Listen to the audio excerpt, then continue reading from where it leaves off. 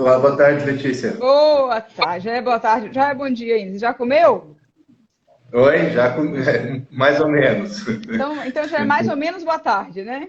É mais ou menos boa tarde, mas deu para comer um pouco, sim. É 12h18, eu atrasei um minuto. Eu tava procurando o botão que ligava a live aqui. Não, mas deu certo, deu certo. Começou meio-dia e 17 já tá super certo já. Tudo bem por Então deu super, aí? tudo ótimo, foi certinho. Vamos lá para a gente Ótimo. começar, então. Primeiro, eu queria te agradecer pelo convite aí da gente fazer Imagina, eu que essa agradeço. conversa aqui com as pessoas. Tivemos várias perguntas aí, vamos ver como é que a gente vai organizando para responder. E agradecer aí pelas pessoas que estão entrando, já tem bastante gente, já temos mais quase 60 pessoas já. Estava mais porque a gente Pois é, estava vai dar um monte de prevendo para esse gente. horário, Que bom. para esse Esse horário horário a na gente hora do achou que não fosse almoço. dar muita gente, até que tá dando gente sim. Obrigada eu que Tá agradeço por bom. me receber e pra gente trocar uma ideia aí sobre reprodução humana e humanização da reprodução humana. Mais ou menos isso, né? Que é o tema da nossa live, não é?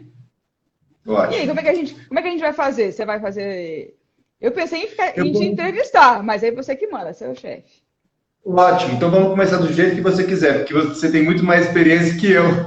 Coitados de mim. Pelo menos nisso, né? Vamos lá então. Olha Vamos só, eu lá. coloquei uma caixinha de perguntas aqui também, embora não vá aparecer aqui, né, no meu perfil, e eu mandei a seguinte pergunta lá, que foi como que a gente pode fazer para tentar, o que você acha que precisa ser feito para humanizar a reprodução humana? E como a gente, né, o nosso assunto de hoje é esse, eu tenho umas perguntinhas aqui, e daí eu acho que a gente vai pegando aqui para trocar uma ideia também. Eu queria saber primeiro, então, te agradecer por me receber, né? É uma honra para mim estar falando com você. Você é um cara que, apesar de ser, assim, super jovem ainda, né? Você tem quantos anos? Fala para mim aí. Para homem pode perguntar isso, não pode? Pode, 43. 43. Então, você é um cara jovem, super jovem ainda, mas uma carreira acadêmica já muito extensa, né? Você acho que sempre foi aí muito pelo lado da ciência, né? Então, acabou depois largando aí a parte ser professor de universidade para se dedicar aí então à clínica e à humanização da fecundação in vitro. Seria mais ou menos isso. Você toma isso como uma missão um pouco? Me conta um pouco como é que é isso para você. Como é que aconteceu essa saída da universidade para dentro de uma clínica? Tá ótimo. Bom, sempre que eu estava trabalhando nessa parte de reprodução assistida, que já faz um bom tempo, eu me focava em como tornar o tratamento, vamos dizer que não seja extremamente, é que é difícil o conceito de humanização, É tá? Assim, difícil. de uma forma Aham. geral. É muito difícil o conceito de humanização, mas o que eu percebia no tratamento era muito desperdício. E no final, nada menos humano, mais cruel que a pessoa não ter acesso ao tratamento que outras pessoas têm. Tá? Tem outras coisas envolvidas com a humanização, mas a pessoa perceber que tem outras que conseguem fazer um tratamento, que conseguem realizar o sonho de ter um filho, enquanto ela não pode, é bastante desumano, vamos dizer assim. Então a gente Concordo tem plenamente. esse é um ponto. E eu sempre busquei, então, verificar o que poderia ser feito na reprodução assistida para torná-la mais simples e mais acessível, tentando cortar aquelas coisas que são inseridas ao longo do tempo e não são necessárias, às vezes só complicam o tratamento, deixam ele mais custoso para a paciente e ela não conseguir repetir. E ao longo também do trabalho, a gente consegue perceber facilmente que só não consegue ter um filho quem acaba desistindo. E o que faz a pessoa desistir? Número um, o custo. Tá? Então, tem a pessoa que não tem acesso a nenhum tratamento, mas tem as pessoas que têm acesso a um tratamento, mas que não conseguem prosseguir a depois no negativo, porque o custo é elevado. E tem aquelas que desistem porque é muito sofrido. Não só pela frustração do negativo, mas porque é muito sofrido, são muitos dias, são muitas injeções, são muitas picadas, são muitas aflições, O custo são muitas preocupações, psicológico envolvido, né?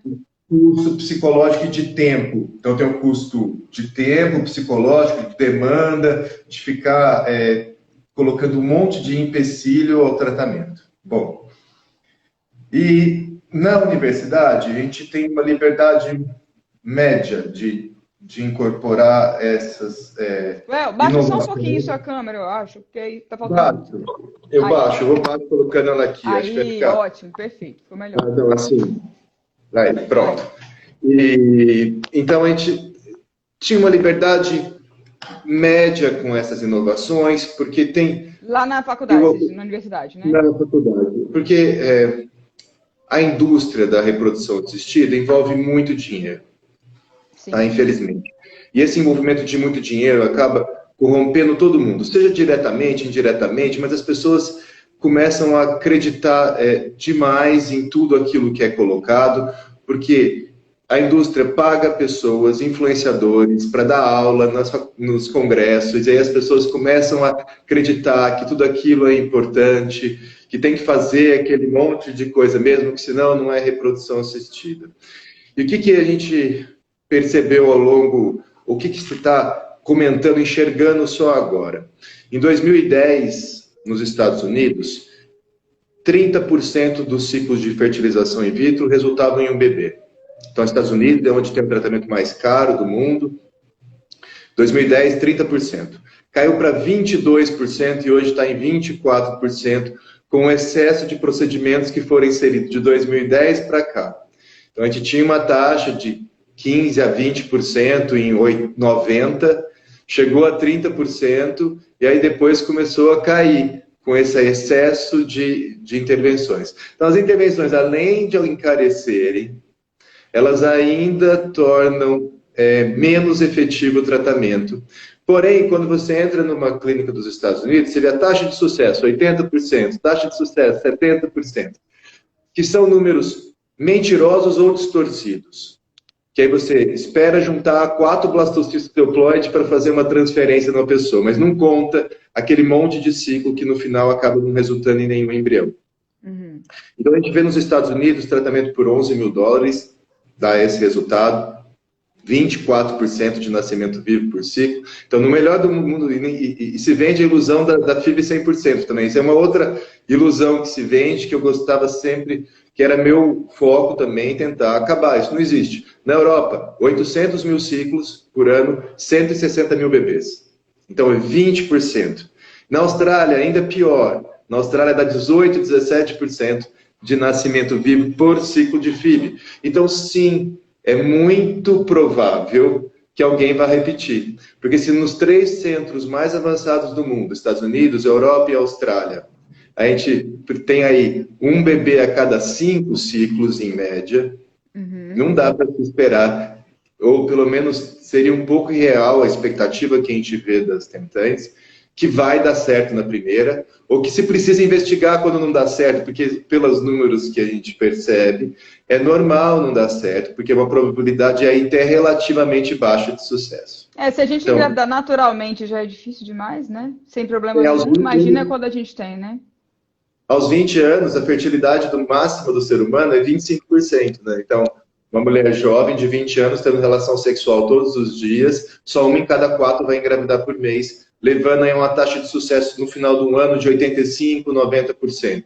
Mas são 12 ciclos de tentativa natural em casais sem problema, para você atingir aí 80%, 90% de chance de sucesso, que é o que a gente almeja. E ainda vai ter, e é normal, os azarados, que mesmo com tudo isso de chance, vai ter uma pessoa em cada 10, pelo menos, isso não é anormal, que vai fazer 12 meses, ou às vezes 12 ciclos, que também é os 30%, e vai acabar não conseguindo um bebê. Então a gente tem esse ponto. E daí, julgo que nesse cenário, que a gente não melhora, então a gente não conseguiu melhorar, ninguém ainda conseguiu melhorar. Na verdade, a gente piorou. Não falo, a gente não conseguiu melhorar nada, a gente só piorou. Não, a gente piorou. Então, a gente piorou de 30%, que estava, para 24% com mais exames. Então, se não tem como melhorar, até agora ninguém comprovou, o que a gente pode fazer? A gente pode tentar simplificar, reduzir custo, minimizar desperdício, e minimizar o estresse durante o tratamento, para permitir que se faça mais vezes. E o Japão mostra muito bem isso, que eles fazem lá uma FIV mais leve para as pessoas. Então, o Japão, o leste asiático foi onde se começou mais isso. É o que eles chamam de mild, né? E aí E não aqui no precisa Brasil ser ficou como mais. mini FIV, seria mais ou menos isso? Só que tem um conceito de você estimular leve que eu não, assim, eu entendo, mas não acho que esse é o ponto principal. O ponto principal é reduzir custos e o estresse do tratamento.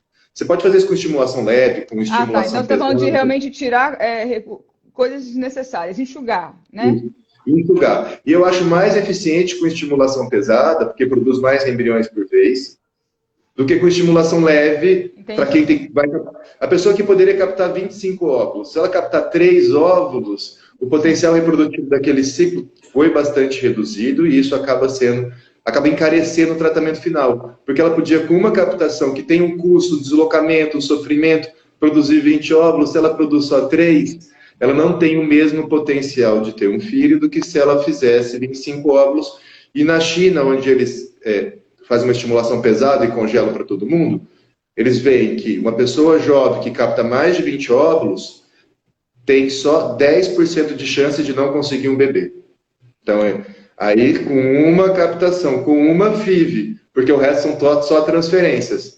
Então, com uma FIV, se você tem boa reserva ovariana e é jovem, eles conseguem chegar em 80% de chance, 85% de sair com um bebê. Obviamente que se a idade vai avançando, a probabilidade de ter 20 óvulos cai muito e também cai a chance de sucesso. Então eu pensava nisso e não era muito fácil. E daí a gente saiu com a ideia de montar a Semear, que veio de 2011 até 2016, pensando em como fazer isso. E não é muito fácil, mas a gente, de 2016 para cá, vem trabalhando. Mas vocês ficaram 5 anos só pensando, elaborando? Não, entre comprar o terreno, construir, Tá. conseguir Mas foi bastante liberação. tempo. Deu para pensar bastante, né? Deu para ir já otimizando as Deu coisas. para ir amadurecendo bastante. E aí também vai fazendo pesquisa nessa área. Então foram 5 anos entre a gente comprar o terreno e inaugurar a clínica. Entendi. Tá? Bastante tempo nisso, bastante tempo se focando. E com isso, depois a gente também pensou uma coisa que eu via frequentemente aqui. No Brasil, hoje, a gente faz 40 mil ciclos de fertilização in vitro. 40 mil. Na Austrália, que tem 20 milhões de pessoas, fazem 80 mil. Então, o Brasil teria um potencial 8 vezes menor, que faz o dobro, né? 10 vezes menor. 10 vezes menor. Então, o potencial do Brasil, se fizesse o mesmo tanto de ciclos que a Austrália, teria que fazer 800 mil ciclos. Então, hoje a gente faz 5% do potencial máximo de ciclos. E o que eu via? Clínicas fechadas, médico que não quer deixar outro médico atuar, todo mundo bloqueando um ao outro, querendo roubar. Exatamente isso. É muito triste isso, né? E aí que eu pensei, não, que a gente precisa ter mais médicos para fazer o tratamento e não precisa de tantos laboratórios, porque manter um laboratório é muito caro e manter qualidade, treinar as pessoas é difícil.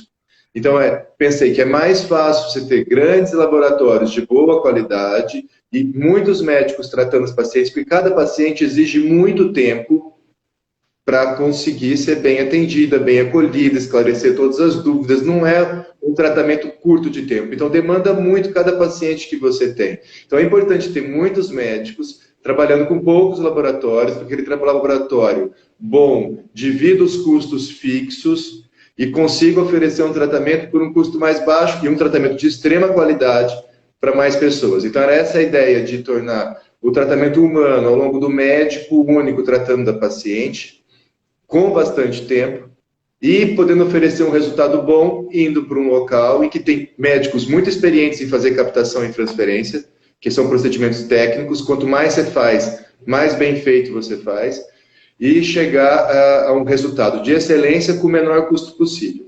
Um outro problema que eu via também, que acontecia no HC, que acontece na grande maioria dos centros, é que tem um médico estrelinha, vamos dizer assim, que faz a consulta e só. E aí ele não aparece mais, porque todo o restante é feito por auxiliares e perde aquele vínculo. Não é ele que conduz todo o tratamento. Então, mas por que não? Porque exige muito tempo. E ele precisaria atender mais pessoas. Então, cada médico não consegue atender muitas pessoas. Ele não consegue fazer muitos ciclos por mês conduzindo o tempo todo. São muitas dúvidas, são muitas perguntas. É muita atenção, planejamento, programação. Então, cada médico não consegue ir muitas pessoas se ele fizer tudo dela. Mas é importante fazer tudo dela. E aí, essa também é uma mudança. Que o Até para o médico faz tratamento dar tudo. certo também, essa E confiança que vai adquirindo, né? usar toda a programação por um único médico. Já o procedimento técnico, capital óbito transferir embrião, não precisa ser a mesma pessoa, porque é um procedimento totalmente técnico. É repetitivo, e quanto mais você faz, maior a sua habilidade, mais óbvio você consegue funcionar, menos risco você leva ao paciente, a transferência você consegue fazer de forma mais delicada. Então, é uma junção dessa ideia toda aí para buscar o quê? Eficiência. Então, mais sucesso com menos custo. Tratamento humanizado, o médico que segue, ele dá todo o carinho, atenção, e ele consegue dar, porque depois ele não tem que sair correndo para captar óvulo, voltar para o consultório, ele fica mais flexível. Então, a gente tem vários parceiros nossos que adoram essa parte, de não precisar tudo isso e saber confiar no nosso resultado, confiar que a paciente dele está sendo muito bem atendida aqui. E reduzir coisas pouco úteis, preocupações, para que a pessoa trate de forma mais leve e suave, e com isso consiga fazer mais vezes, porque infelizmente a gente não conseguiu subir a efetividade da fertilização in vitro para mais que 30% em nenhum momento da história, em nenhum país do mundo. Então, o máximo ou seja, essas clínicas que falam que é 80%, tá meio mentirinha isso, né? É bom a gente falar assim, porque as pessoas acabam acreditando nessas taxas de 90%, né? Então é bom a gente falar abertamente sobre isso. A gente não está falando de ninguém, então a gente pode falar, né? Não está falando de ninguém. E é no mundo inteiro. Nenhum país do mundo passou de 30% de sucesso por filho. Aí o que você faz para mascarar 80%? Você só transfere 2, 3 embriões, que em alguns países podem estar transferindo. Nos Estados Unidos, principalmente, pode transferir 3, 4 embriões em qualquer situação, que depois pode interromper alguns. Mas transfere 3, 4 embriões euploides por paciente. Faz biópsia, faz todos os testes, só que não contam que de cada 10 ciclos, só uma transfere. Ou 2 transfere. Tá? Então, você acaba que de cada 10 ciclos de FIV, 2, 3 vão transferir. Vamos dizer, na média, seriam 3 transferindo. E aí, 2,5 engravidam. Aí você tem 25% de sucesso. Só que você extermina tudo antes, mas com muito custo. E como você eleva o custo, aí menos pessoas podem fazer. Tem pessoas dos Estados Unidos que vêm fazer aqui na CMA.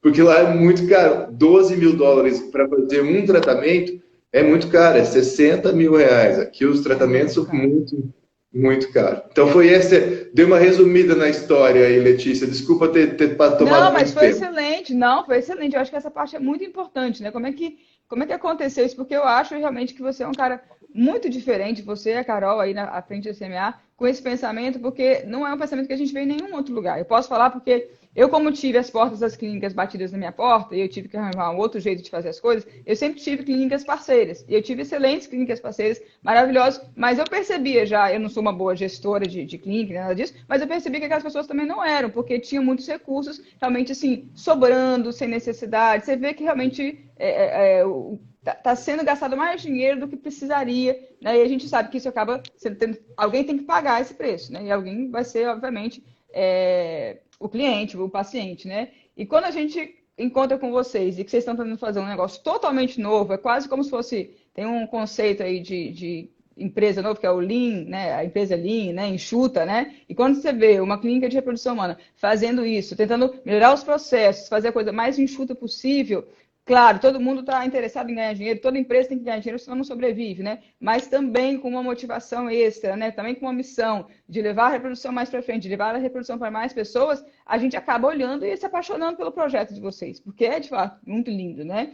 Então, foi isso que aconteceu comigo. E aí, claro, por mais respeito que eu tenho por todas as outras clínicas, eu, de verdade, acho que vocês vão ser, se já não são quase, né? Talvez aí uma das maiores clínicas, eu acredito muito que vai crescer muito, ser uma das maiores clínicas do Brasil. Torço muito pelo sucesso de vocês sempre, porque o sucesso de vocês também é meu sucesso, que a gente está junto e tal, e porque eu acredito muito nessa missão, nesse jeito novo de enxergar essas coisas que eu nunca vi nada parecido em nenhum outro lugar. Que legal, que bacana. Muito bom. Obrigado, Letícia. Obrigado pela confiança aí de deixar seus pacientes virem para cá também, oferecer essa Já opção para confio de eles. olho fechado. Eu tenho que admitir que eu tenho um pouco de invejinha branca, entre aspas, assim, porque eu gosto de funcionar, eu gosto de transferir, mas eu sei que vocês Sim. fazendo isso uma vez atrás da outra, obviamente que vocês vão fazer muito melhor do que eu faria. E eu falo para as pacientes falam assim, doutora, mas não é você que vai tirar os ovos, não é você que vai fazer os filhos? Eu falei, não, não sou eu, mas o pessoal que vai fazer é muito melhor do que eu, você pode ter certeza disso. Elas acham que eu estou inventando, mas eu tenho certeza que estou falando a verdade para elas, entendeu? É porque é muito procedimento que a gente faz, tá? Então, como Sim. são muitas captações todos os dias e é um procedimento que é igual fazer crochê. Faz, quanto Sim. mais crochê você faz, mais É você vai igual fazer pegando a cesárea. mão. Quanto mais cesárea você faz, melhor você fica fazer cesárea. Qualquer coisa que você faz na Tempo, vida, né? treinamento é muito importante. E como são muitos ciclos por mês que são feitos, a gente consegue. E por isso que o laboratório também é bom. Tudo que dá, qualquer probleminha, qualquer coisa certa, a gente percebe muito rápido, porque são muitos casos. Então, permite a gente ter um excelente controle de qualidade. Então, essa é uma parte bacana. Nossa, tem bastante mensagem aqui. Nossa, a gente Tem, tem que bom. 180 pessoas aqui com a Temos, gente ó, já. num sábado de manhã, excelente. Obrigada pela galera que está aí. Muito Olha, eu obrigado a recebi um todos monte aí de pela perguntas presença. aqui também sobre a humanização. Eu dei uma passada de olho e acho que metade das pessoas que comentaram, eu perguntei como que a gente pode fazer para humanizar. Eu acho que mais ou menos metade respondeu assim: diminuir os custos, né? E Muito é legal. isso, né? Quando o paciente fala assim, doutor, eu gostaria de fazer FIV, mas eu não tenho dinheiro. Eu falo, olha, esse é o problema de 100% das pacientes. 100% não, mas 99% das pacientes, dos casais, o problema é esse, né? Então, se você consegue realmente. Quando eu vou falar de vocês, quando eu vou falar da CMA, eu sempre falo assim, olha, tem clínicas que são boas quanto, mas normalmente são bem mais caras. E tem clínicas tão baratas quanto, mas normalmente a qualidade é bastante pior. De custo-benefício, eu tenho certeza que estou mandando vocês para o melhor lugar que eu conheço. Então, esse é sempre o meu discurso para os pacientes, porque eu realmente acredito nisso. E eu queria saber de você, assim, conta pra gente um pouquinho como é que você chegou aí no negócio do múltiplos, quem que foi que inventou o negócio do múltiplos, como é que funciona o múltiplos, e agora tem os múltiplos novos também, então me fala aí um pouquinho. Tá ótimo. Bom, então o que a gente percebeu com o tempo? Percebi que a gente estava tentando enxugar, conseguia oferecer um tratamento de boa qualidade por um preço mais baixo, tentando reduzir o desgaste com o tratamento. Porém, tem as pessoas com menos sorte. Tá? Quando você tem só 30% de chance ou 20% de chance, ou dependendo da idade, 10, 15, 5, 1% de chance. Com 43 anos, por exemplo, é 1% de chance. Mesmo que eu ofereça esse tratamento por um custo mais baixo, cada vez que ela faz, ela tem que pagar de novo, torna mais difícil e muitas acabam desistindo, por mais barato que eu faça. Que não tem jeito. E aí, o que eu acabei pensando? Isso foi uma decisão minha, todo mundo criticou muito na época, mesmo daqui de dentro, tá? Sim, foi muito difícil ser aceito. Você teve que lutar contra todo mundo, contra a ideia geral. Mas a ideia geral, mas assim, é uma ideia que eu achava que fazia muito sentido. Que era poder oferecer um tratamento por um custo fixo, que algumas pessoas não iriam usar tudo, e que algumas pessoas iriam usar mais. Só que na média, para a gente ia conseguir, por mais que reduzisse eventualmente o lucro, essa preocupação, era bom porque eu conseguia aí sim deixar o tratamento ainda mais humanizado, que a pessoa saberia que poderia continuar tratando mais vezes, mesmo que desse negativo, sem ter que colocar mais recursos. E um outro ponto que eu pensava que era muito importante era aumentar a confiança no nosso serviço, que era mais barato. Então, muitas pessoas desconfiavam, por que eu vou tratar ele mais barato?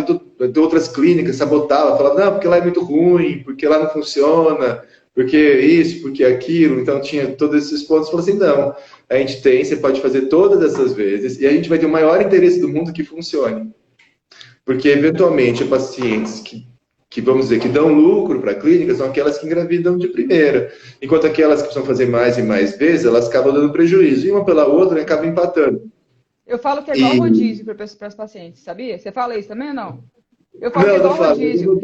Igual você vai ao rodízio. Tipo, eu vou ao rodízio com meu primo, ele come pra caramba, então ele dá prejuízo. Mas eu não como nada, então eu dou lucro. Então, uma pela outra, né? Eu falo, se engravidar rápido, não fica triste. Fica feliz que você vai estar ajudando alguém que demorou demais, entendeu? E todo mundo fica feliz. O cara que gosta de comer muito não vai ficar triste que teve que pagar mais para comer no seu restaurante, que às vezes sai caro por prato. Então, tem esse ponto. No seu caso, já era pré-meditado que você ia ter prejuízo e que ele iria ter lucro. Na reprodução não é. É sempre uma questão de sorte. Porque tem a pessoa de 44 anos que faz um ciclo, engravida de primeira e nasce o bebê. Raro, mas tem. E tem aqui, às vezes, de 25, que capta 15 óvulos e não consegue um filho, e que vai precisar de mais tratamentos. E uma outra coisa que também a gente achou interessante, que entrou no múltiplos inicial, e que hoje a gente chama de múltiplos total, é o conceito de permitir que a pessoa use óvulos doados no mesmo tratamento. Porque o óvulo doado é muito bom, tem uma grande proporção dos bebês da clínica que nascem. Funciona super bem, reduz o risco de aborto, reduz o risco de síndrome de Down, engravida-se muito bem, mas não é a primeira opção de ninguém. Tá? Não é, as pessoas prefeririam engravidar com óvulo próprio. Mas hoje em dia, 1 de cada 3, 4 bebês da semear vem de óvulo doado. Então veja que o planejamento é muito, muito. E se adicionar a dificuldade de aceitar óvulos doados com a dificuldade do custo do tratamento do óvulo doado e com a espera grande que eu via nos centros, 1, 2, 3, onde eu trabalhava no hospital das clínicas, era 5 anos antes deles desativarem. Era virtualmente irreal, era inexistente. Você tem que esperar quase uma enrolação, é quase uma enganação, porque a pessoa envelhece tanto que... Né? Não é 5 anos, tem 40 anos que quer ter um filho. Aí você vai esperar 5 anos para ter um filho? É demais. Então, a gente tentou bolar um tratamento para as doadoras que fosse muito bom, e a gente vai aprimorar ainda mais, mas que a gente conseguisse ter bastante pessoas aceitando doar, e conseguisse ter bastante óvulo, mas batia também no custo. Aí a pessoa fazia os tratamentos, gastava o dela, aí já estava apertado, ainda tinha que gastar mais para aceitar o óvulo doado, então batia 2 durezas, tá? A dureza do custo e a dureza de aceitar. Sim. E aí, no tratamento de múltiplos em que estava permitido, a pessoa podia migrar quando quisesse, e quando ela sentisse que ao aceitar óvulos doados, ela não ia ter nenhum arrependimento de não ter tentado. De não ter tentado quanto que quisesse. Porque depois de 4, 6 vezes, tem gente que foi até 10 vezes, tá? Mas depois de 6 vezes, eu acredito que a pessoa se sinta tranquila consigo mesmo em aceitar óvulos doados, que ela se esforçou o suficiente. Ela entendeu também que não está dando certo, né? É que poderia dar. Mesmo se ela insistisse, sim, o problema mas, assim, se ela tenta um monte e aí ela vê que não dá certo, ela começa a aceitar aquilo que realmente não... Né? Ela vê com os próprios olhos que não é certo, que não está dando certo. Né?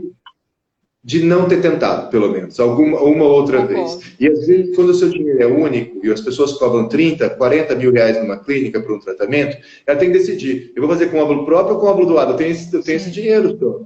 E aí, às vezes, ela vai para óvulo doado sem nem... com ainda... E talvez fique... Provavelmente não, mas talvez fique ainda com essa mágoa, com esse arrependimento. Nossa, será que se eu tivesse feito com os meus óvulos, será que não podia ter dado certo? Se ela fez 6, não quer dizer que ela não vai conseguir com mais tentativas. Mas pelo menos ela fala assim, eu tentei, eu aceitei, foi ótimo, esse meu filho eu adoro, deu tudo certo, a família inteira feliz, e eu tentei com os meus, eu não fico nem pensa nisso. Tem gente que com 1, 2 vezes já se sente tranquila, tem outras que com 4, 5, 6 vezes, tem gente que precisa ir mais, tá? Mas, em geral, isso também deixou as pessoas mais satisfeitas e mais propensas a aceitar o uso dos óvulos doados, o que é muito bom para a gente chegar no resultado. Porque, infelizmente, com o passar dos anos, depois dos 35, uma certa dificuldade, e quase todo mundo vem depois dos 35. Depois dos 40, 38, já aumenta. 40 anos, aumenta muito. Chegou nos 43 em diante, principalmente aí depois dos 45, precisa de muita sorte para conseguir ter um filho com um tratamento de FIV e óvulos próprios. E hoje, todos os ginecologistas falam que pode postergar sem problema. Coloca o dia, coloca isso. Nem me fala, desesperado. Tem um motivo que eu comento e que é difícil de mudar.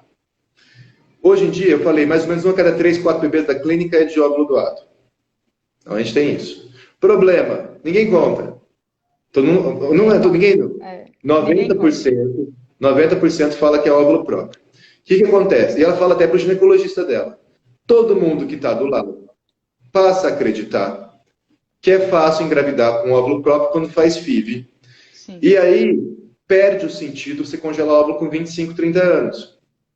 Porque por que eu vou congelar? Não, faz filho com 43 e eu vivo engravida. falando que é mentira, viu? Eu já fiz um monte de vídeo falando, gente, é mentira. Mas ela falou, eu falei, gente, ela às vezes fala até pra mãe dela, ela vai falar pra você que nem conhece direito, entendeu? Às vezes é verdade, porque acontece. Mas é errado, né? É errado. Mas assim, às vezes acontece, mas é difícil. E aí, passar essa noção que é fácil, e que passa, é direito de todas que usam o óvulo doado. É direito de todo mundo. Como assim? Não Mas entendi. não Todo mundo pode contar, falar, sim. não contar Assim, é um não direito de contar é um todas as direito, pessoas. sim, é um É um direito, direito de sim. todas as pessoas. Só que talvez falte essa conscientização de que é difícil, pelo menos. Eu não acho que as pessoas têm que contar, mas eu gosto muito das que contam, das que alertam sobre isso. Eu acho isso um ato muito Amor, importante para a né? É. sociedade. Isso. De falar, olha, eu precisei do óvulo doado, é ótimo, funciona muito bem. Mas não é a primeira opção. Se você não quiser usar isso, que é bom, mas que não é a primeira opção e que envolve um pequeno luto de desistir de alguma coisa, congele o óvulo quando você estiver jovem. Então, esse é um ponto. E a gente não está lá, tá? A gente não está congelando. Nosso congelamento aqui é super barato.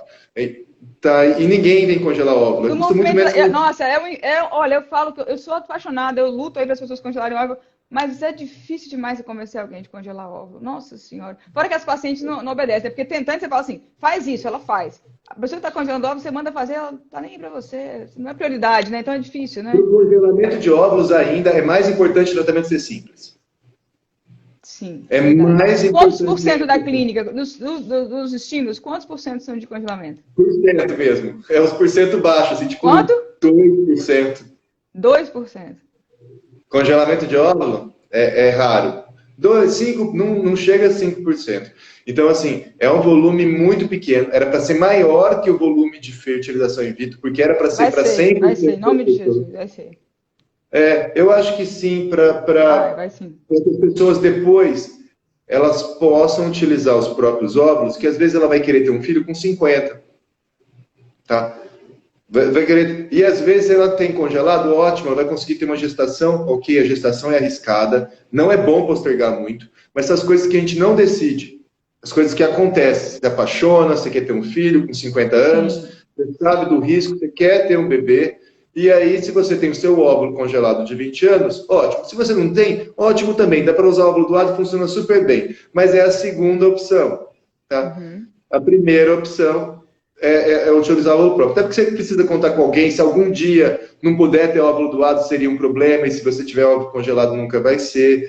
Então, assim, hoje em dia funciona muito bem porque está permitido. Mas para mudar governo, proibir uma coisa, proibir outra, sempre eu tenho esse medo que alguma coisa dessa aconteça e que dificulte. Tomara que não. Tomara que o país fique cada vez mais... Eu acho que não. Vai se tornar cada vez mais liberal, respeitar os direitos individuais. Tá? Eu sou muito favorável a respeitar a autonomia e o direito das pessoas. Sim, mas tem tempo, tá? Porque de vez em quando começam alguns movimentos contrários. Mas então seria isso aí, a ideia do múltiplos. Então a gente fez esse múltiplos, o que é no final ele? Dá direito a pessoa usar 48 óvulos doados. Tá bom, não quero usar óvulo doado. Pode usar óvulo próprio. Cada captação de óvulos que você faz perde 4 desse limite de 48. Então, te dá direito de fazer 12 captações de óvulos. E as transferências? As transferências estão todas incluídas. Tá? Então, a transferência não conta. Então, você pode usar até 48 óvulos doados, e a gente só conta os que fertilizam, para não perder com outros. E, se quiser fazer com óvulo próprio, pode fazer até 12 captações. E transferência, o objetivo não é, e uma coisa que é importante do múltiplo, que o objetivo não é acumular. Não é vir aqui fazer 12 captações e acumular os óvulos. Não. Forma embrião, a gente transfere. Porque o objetivo é engravidar no menor tempo possível, é ter um bebê. Então, ele não é um programa para a pessoa que quer ter um monte de bebê. É a pessoa que quer ter um filho, que quer ter tranquilidade para ter esse um filho. E aí a gente bolou múltiplos. Bom, eu acho muito legal, só antes de continuar, porque dá uma paz muito grande do ponto de vista psicológico para o paciente, né? Porque é um valor mais alto do que uma vez, né? Claro, mas é mais ou menos o valor de um tratamento em uma clínica normal, digamos assim, né? E aí, com esse um tratamento, ela paga aquilo e ela fala, pronto, agora eu posso esquecer isso e vou me dedicar de corpo e alma e coração para o tratamento. Não ficar pensando, ah, meu Deus, eu preciso arranjar não sei quanto e agora não deu errado. Né? Ela só vive o luto em relação à gravidez, não é o luto do dinheiro que ela vai ter que juntar mais uma vez, né? Isso dá uma paz muito enorme e eu acho que até ajuda realmente a gente ter os beta positivos depois, de tanto que ela fica calma com isso, né? Você não acha também? Exato. E uma outra tranquilidade também que eu vejo é de ele só se encerrar com o primeiro nascimento. Que a gente já teve paciente que teve ectópica, paciente que teve aborto, não evolui, e todas essas podem voltar a tratar. Então, é um programa que se encerra ou quando acaba isso tudo, ou com o primeiro nascimento.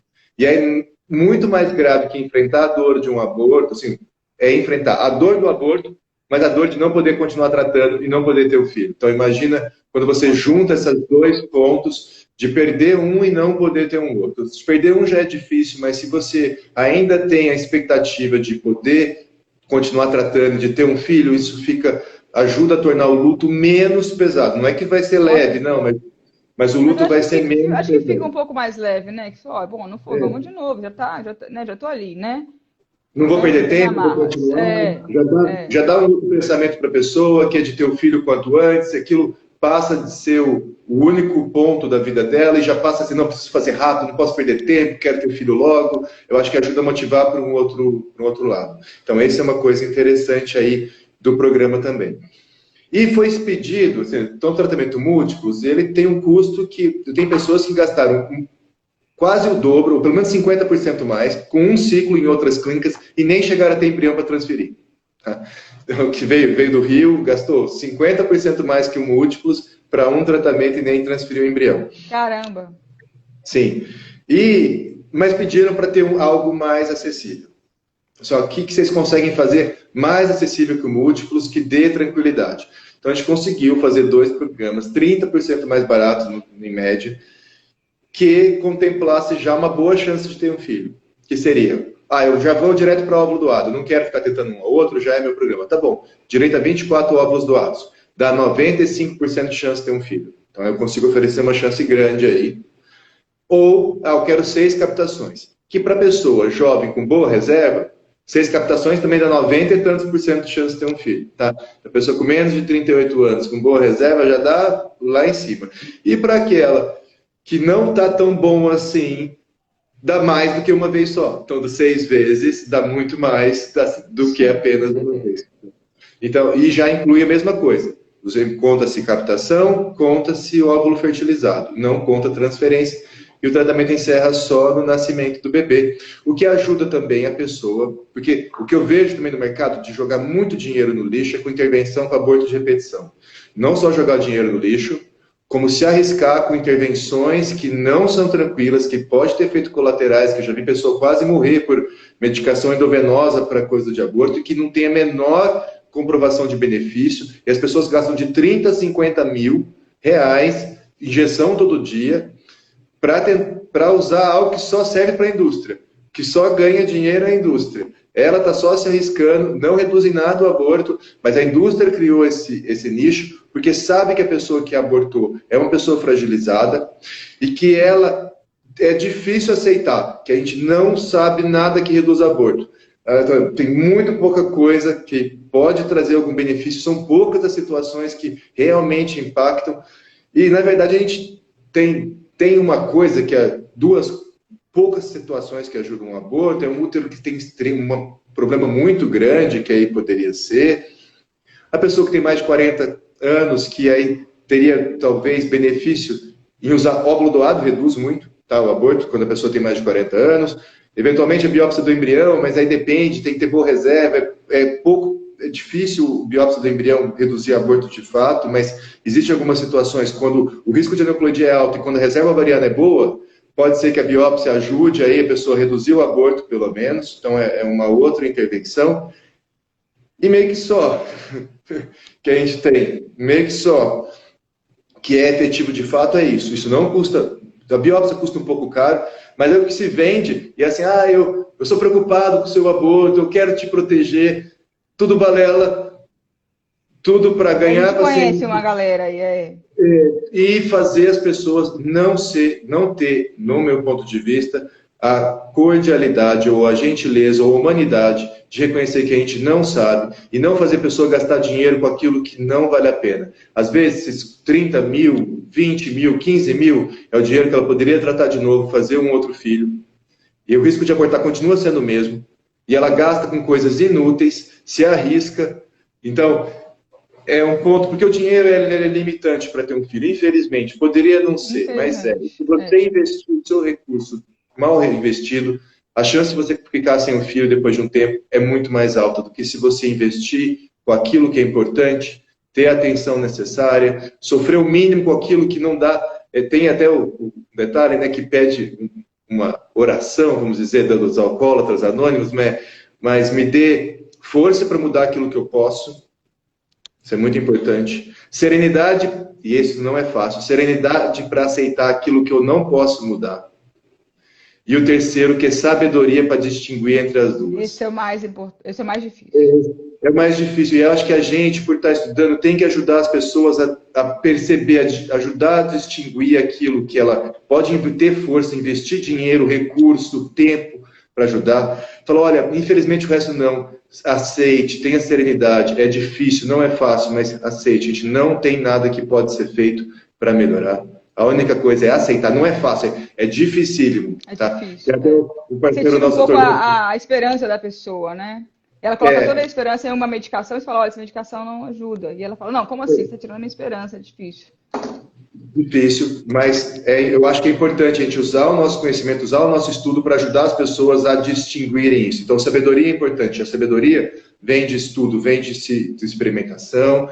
E aí a gente pode tentar ajudar as pessoas a botar a força naquilo que vale a pena e tentar se tranquilizar com aquilo que não ajuda a ser feito, tá? E tentar só ter serenidade para aceitar as coisas difíceis. Todo mundo vai encontrar pedra no caminho. É difícil aceitar aquela pedra, que ela está presa no chão, que não dá para chutar, que não vai sair dali, que é melhor contornar, tá? É algo difícil. E algumas pacientes, pessoas, acabam às vezes confundindo quando a gente vai dar a sua orientação, Walter colocou, que é como se a gente não se importasse. Mas é muito pelo contrário, não tem nada a ver com não se importar, a gente se importa de verdade. A gente se importa tanto, tanto, tanto, que a gente não inventa coisas para enganar as pessoas, tá? Porque é muito mais fácil enganar, é muito mais fácil falar, não, tem um medicamento X. É muito mais fácil, é muito mais fácil. Você posar de herói, né, que você passa tal remédio. Eu sofri um monte de ataques aí, uma época que eu peguei o guideline da Ashley, traduzi e falei em linguagem fácil. Meu Deus do céu, as pessoas me xingaram de assassina, né? Você é assassina de bebês. Eu falei, gente, o que é isso que você está falando? Para, por favor. Mas é complicado. É difícil. É um campo bem complicado. Eu acho que o humano é essa parte, não é não enganar as pessoas, tá? É ajudá-las a ter passar o nosso estudo para permitir que elas façam. As pessoas fazem o que querem, tem que ter sempre autonomia. Eu adoro respeitar a liberdade. Mas quando a pessoa quer a minha opinião, eu acho que elas procuram para saber minha opinião, de estudar, o que vale a pena, onde que eu ponho esforço ou não. Eu sou sempre muito sincero aí nessas coisas. Eu acho que isso ajuda as pessoas a conseguirem um filho, tanto quanto todo o resto. Tem uma coisa que eu aprendi com você, na verdade, assim, eu já aprendi 1 milhão de coisas com você, mas tem uma coisa que me marca muito que eu aprendi com você, que é o seguinte, que você fala muito assim, gente, não é porque custa, não faz mal, tipo, vou tomar isso aqui porque não faz mal. Se você está gastando dinheiro com uma coisa que não faz mal, entre aspas, mas não tem comprovação científica, o recurso, o dinheiro é limitado, né? Então, se você está gastando aqui, você não vai gastar numa coisa que de fato pudesse te ajudar. Então faz mal sim. Então aquilo ali está prejudicando a sua fertilidade. Uma vez que você está gastando seu recurso no lugar errado, isso está sim te atrapalhando a engravidar. E isso eu acho um pensamento muito legal, muito maravilhoso e que eu aprendi com você. E é meio uma coisa que você repete sempre aí, não é? E não é fácil, né? Porque é meio que cultural tentar se cercar e tentar se proteger e querer fazer o máximo. E é difícil, porque as pessoas vêm com a ideia de fazer FIV 100%. Só que não dá, os Estados Unidos, Europa e Austrália, com todo o recurso... A nossa própria fertilidade não é 100%, está longe de ser 100%. Então como é que a gente vai fazer melhor do que Deus já fez? É difícil, né? Exatamente. Então a gente tem essa limitação. Bom, então isso é bem bacana. Vamos lá, vamos mover... e aí a gente fez esse múltiplos próprio e o múltiplos com doado, que é com 6. Bom, acho que eu respondi a pergunta. Eu tomei mais mais ou menos metade, né? O múltiplos total agora ficou com 12 tentativas. E o doado, aí você escolhe um ou outro, né? E aí ficou metade, 6 tentativas, e aqui 24 ovos doados, não é isso? Então, exatamente. Então, você tem o múltiplos total, que permite até 48 ovos, 12 captações e todas as transferências. O múltiplos próprios, que é até 6 captações e todas as transferências. E o múltiplos doados, que é até 24 ovos doados fertilizados e todas as transferências. Muito bem, maravilhoso. É isso. Mas o que a gente Muito vai bem. falar? Eu tenho Agora a gente tem várias aqui de perguntas que humanização. vieram aqui. A gente tem um monte de mensagens, muitas. Depois eu vou pedir para a gente juntar isso para poder responder em outro momento, por escrito, a gente coloca para as pessoas colocarem, mas recebemos algumas perguntas antes. E aí eu vou ter de fazer umas perguntas para a gente discutir aqui uns tópicos quando a gente tem um tempinho. Uma pergunta que é muito recorrente, e, bom, veio uma outra aqui que eu achei melhor, que eu vejo todo mundo querendo fazer de tudo, menos no que importa, que é essa pergunta aqui. Hidrossalpinge. Hidrossalpinge, o que fazer? Isso. Eu pergunto para você. Você está me perguntando? Mas eu praticamente sim. aprendi com você isso. Então, Bom, hidrossalpinge, eu sempre soube que tem que tirar, sempre, sempre. Eu já recebi paciente que já tinha rodado em todas as clínicas e tava, no final das contas eu descobri que ela estava justamente procurando uma clínica que topasse fazer sem retirar. Aí eu falei, não, qualquer clínica vai fazer, mas você vai ter que entender que isso pode prejudicar, né? Então, na verdade, isso a gente já sabe que tem que tirar, que aquele líquido que está na hidrossalpinge, né, que está dentro da trompa, ele pode ser, né, prejudicial, tanto mecanicamente quanto a parte de nutrientes, não nutrientes não, as coisas que estão aí dentro podem ser tóxicas para o bebê, né, embriotóxicas, mas eu acho que com você eu aprendi que se a gente vê no ultrassom, então é uma hidrossalpinge que tem que tirar, né? E se a gente não vê no ultrassom, pode ser que não seja uma hidrossalpinge, né? Que aquele líquido esteja conseguindo escoar. E aí, então, a diferenciação é mais ou menos essa, não é? Se a gente consegue ver no ultrassom, vale a pena tirar. E se não, não vai. Eu acho que a resposta melhor é tira a hidrossalpinge. Todo mundo quer fazer de tudo, quer fazer 1000 testes, quer fazer 1000 coisas. Onde que vale a pena investir o dinheiro? Retirar a hidrossalpinge vale. Então, assim, a gente tenta economizar ao máximo em tudo aquilo que não é necessário. Mas remover a hidrossalpinge é algo. Por quê? Porque reduz em 50% a chance de dar certo o tratamento. E 50% é muita coisa. Então, vai demorar muito mais para conseguir um filho. Vai ficar mais caro no final, se você não tirar. Não, no final das contas, eu acho que as pessoas acabam, né, entendendo que tem que tirar, né? Eu sempre falo do apêndice. Mas se tivesse apendicite, isso aí ia ficar todo, meu Deus, meu apêndice, não quero tirar meu apêndice, né? Então, não, tira esse apêndice, joga no lixo. Tira a hidrossalpinge também, joga no lixo, porque tá doente, né? Tá com infecção. E uma outra coisa para se pensar é quando você tem, é tirar as duas. E além da vantagem de não ter uma ectópica, existe uma vantagem da salpingectomia tempestiva, que é tirar no momento adequado, que por exemplo nesse, que reduz em 50% o risco da pessoa ter câncer de ovário. Então, além do benefício reprodutivo, ainda existe grandes estudos mostrando que ao se remover as duas trompas, você reduz em 50% o risco de ter câncer do ovário, porque muitos dos cânceres de ovário, na verdade, vêm da trompa. Então, é um outro benefício. Tá bom, tem um lado negativo, não vai mais engravidar natural. Então, se não fosse por isso, dava para tirar antes de toda a FIV. Está quase que compensado. Mas como tem isso, e muitas pessoas engravidam naturalmente, porque muitas tratam de FIV sem ter infertilidade absoluta, não vale a pena tirar sempre. Mas vale a pena, sim, sempre que detectado, pensar em tirar e pensar em tirar as duas, porque vai que você tira uma, fez a cirurgia, gastou, teve o tempo, dinheiro, e aí você não tira e vai ter uma ectópica do outro lado. Porque uma vez que uma trompa eu sempre tento falar para a pessoa tirar as duas mesmo, porque né, se uma já está com hidrossalpinge, a outra com certeza maravilhosa não está. Não, porque se alguma coisa cometeu uma trompa, é muito provável ter cometido a outra também. Então essa é uma pergunta muito bacana para a gente fazer, a gente tem bastante concordância aí nisso. Essa daqui demora mais, aborto de repetição tem que investigar, a gente comentou um pouco sobre isso, mas a gente pode... Não, a gente falou bastante, né, de aborto de repetição. Falou bastante, mas é um pouco longo isso daqui. Então vamos para a pergunta fácil. Esteroscopia cirúrgica, quanto tempo depois? Mesmo mês, não tem que esperar nada. Esteroscopia não precisa se esperar nem tempo. Vamos embora. Seja cirúrgica, no próximo ciclo menstruou já pode fazer, e pode inclusive fazer FIV no mesmo mês. É só adiar a transferência. Normalmente, como se congela o embrião, você não precisa nem esperar. Você vai para a esteroscopia, estimula, capta óvulo, fertiliza e faz as coisas paralelas. Depois vê o endométrio lá, quando tiver bom. Não precisa perder tempo. É igual com a hidrossalpinge, não precisa perder tempo. Pode fazer, porque para formar embrião não prejudica em nada. Prejudica para transferir. Então, o que se precisa é remover antes de colocar o embrião dentro. Não precisa perder tempo com ela, esperar o problema de envelhecer na forma embrião, mas antes de transferir, reduz. Então, essa daqui é fácil. Endometriose na FIV. Também é um tema muito comum. Endometriose na FIV, para mim, tem só um problema. As pessoas operam e danificam os ovários. Então, para mim, o único problema, a endometriose em si não é um problema. Os ovários ficam mais fixos, às vezes é mais difícil uma punção.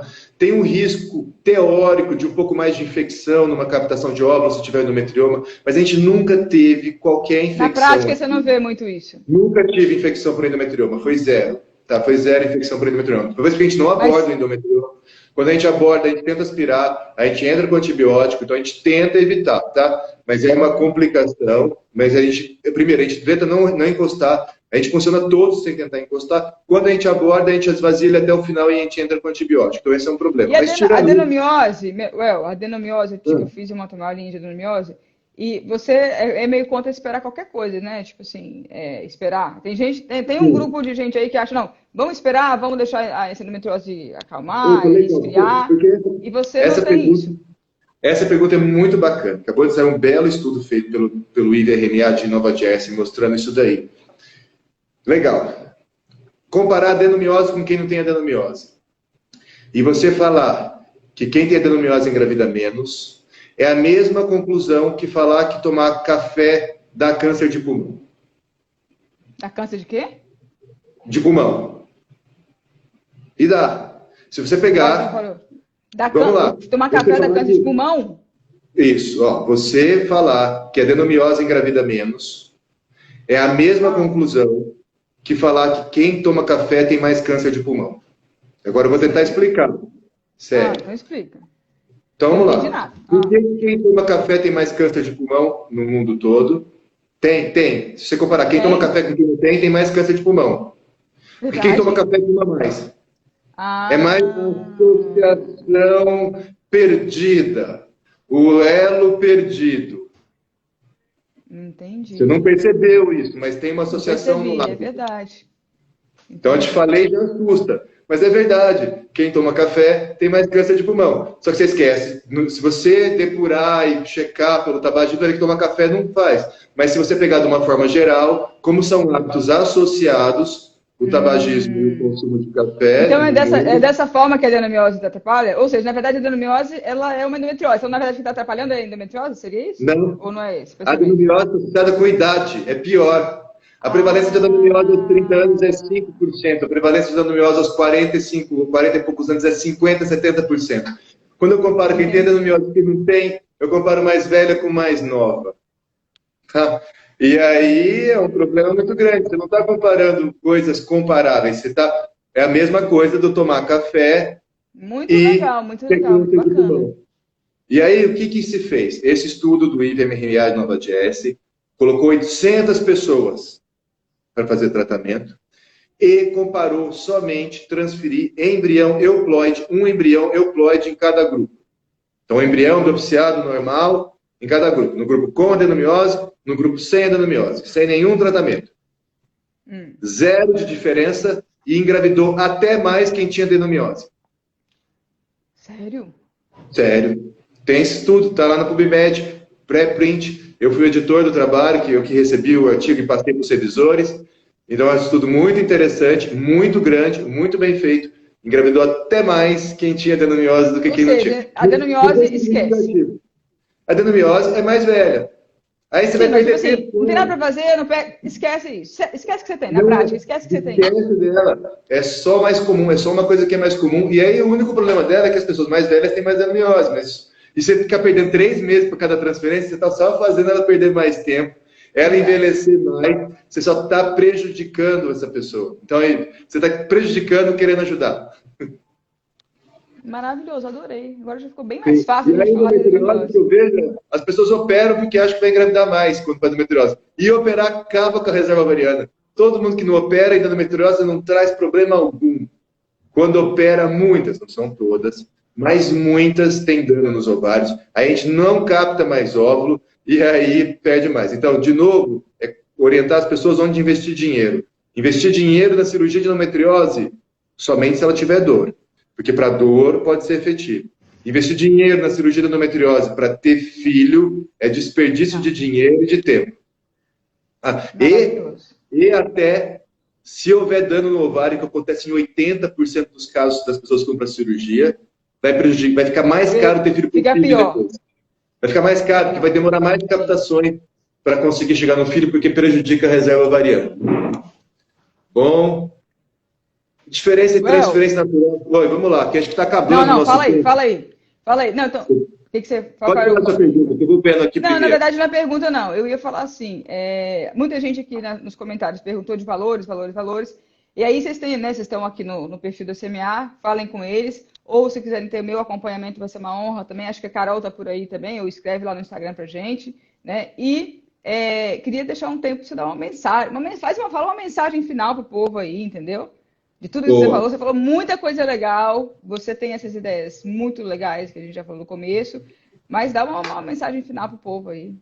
Vamos lá, gente. Levanta dessa cadeira, corre atrás. Porque eu tenho muito esse negócio aqui no Instagram, a gente fala, gente, levanta a bunda da cadeira e faz alguma coisa. Que o povo fica muito esperando assim, tipo assim, não, eu vou ficar aqui esperando, porque se for da vontade de Deus, eu vou ser mãe e ele vai me mandar. Eu falo, gente, a gente não faz isso pra nada na vida. Você não fica sentada na cadeira em casa e fala assim, bom, se for da vontade de Deus que eu pago o aluguel, ele que me mande alguém entregar um dinheiro aqui, né? Mas pra filho a gente fala isso, né? Então, eu falo muito desse negócio, levanta a bunda da cadeira e vamos fazer alguma coisa.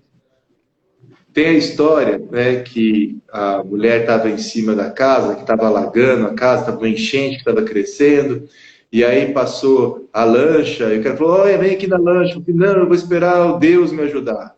Aí passou outra pessoa, falou assim, vem, entra. Não, eu vou esperar Deus me ajudar. Aí a água continuou enchendo, e a mulher morreu, foi para falar com Deus, e perguntou, Deus, você não me ajudou? Ajudei sim, eu mandei um monte de gente, você que não quis entrar no barco. Eu mandei um monte de gente, exatamente. Eu mandei um monte de gente, mas você queria que eu fosse lá eu em pessoa, né? Então, às vezes a gente não repara os milagres que Deus manda pra gente, né? Mais uma brincadeira, mas assim, é importante a gente ter motivação e ter prioridades na vida e pensar sobre isso com uma certa atenção, reflexão, período meditativo. Tem até o ditado que diz que todo mundo tem que ter meia hora para meditar por dia, menos quem não tem tempo, esse tem que meditar uma hora para acertar as prioridades. Então, meditação é um momento em que você tem que ter por dia, tem que saber aquilo que você prioriza mais. O tempo, o dinheiro, tudo isso é limitado na nossa vida. E a gente tem que saber onde que vai investir, que aquilo vai trazer mais insatisfação, a gente vai ter uma vida boa, vai ter uma vida melhor, porque todos vamos morrer. Não dá para evitar a morte vem para todo mundo. Então a gente tem que querer ter uma vida boa, aproveitar cada momento e escolher onde a gente vai investir o tempo, dinheiro, recurso, sofrimento, que vai trazer a felicidade que a gente acha mais. Então, não é que tem que fazer, não tem de jeito nenhum. Tem pessoas que vão ter alegria com outras coisas, não vão querer ter filhos, tá? Mas a fertilização in vitro existe. Infelizmente, ela é cara.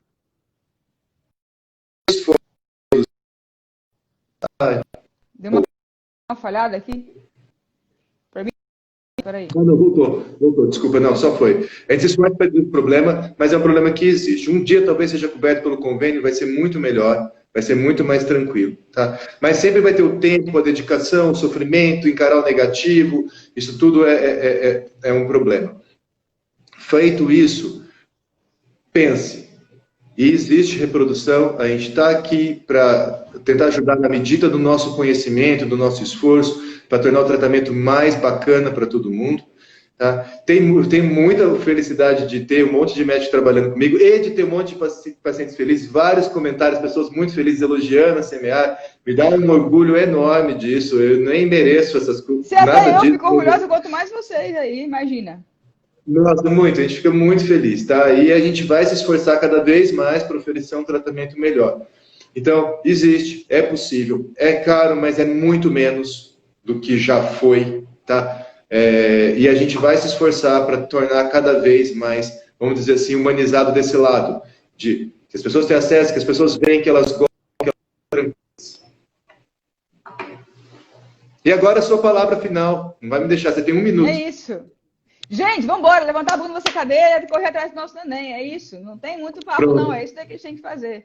Eu acho que quem é tentante nunca deixa de ser. Não é assim, vou esquecer. Nunca esquece. Você tem vontade de engravidar, engravida agora, porque depois só piora. Então, vambora. É isso. Obrigadíssimo. Fiquem com Depois fica Deus. mais difícil, mais caro. Hã? Um pouco mais difícil, um Depois pouco mais fica mais caro. Pois é, difícil, só mais caro. piora. Depois só piora. Um beijo, Então, gente. um beijo para depois. Obrigada. Gente, muito obrigado. Letícia, foi um grande prazer. E depois a gente vai Adorei. responder tudo. Tá? A gente manda umas respostas para as perguntas vai ser nos difícil, mas vai comentários. tentar. Um bom tanto. Um beijo, muito obrigado, gente. Tchau, tchau. Beijo, obrigada. Tchau. Tchau, tchau. Pronto. 2.